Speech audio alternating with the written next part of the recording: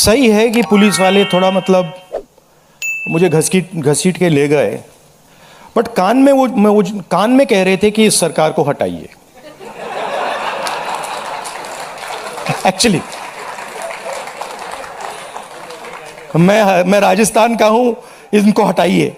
हम सिर्फ वर्दी पहने हैं। दूसरा कह रहा है मैं हरियाणा का हूं, इनको हटाइए।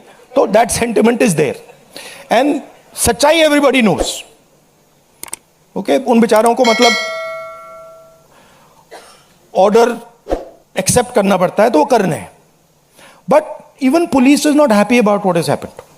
Sensible police people feel that this is a crime that has been done to the future of our country. This is a crime that has been done to the people we love. They can see their children in this.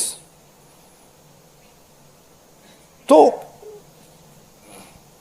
पहली बात वो है। दूसरी बात देखिए, यहां तो बड़ा क्लियर है, this is the demand of the students, we fully support it.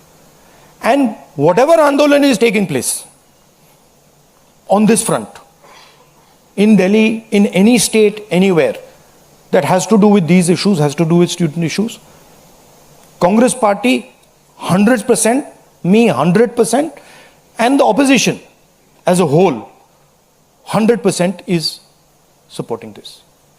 We are going to continue supporting it. The deeper problem is the government. There is a fundamental issue on jobs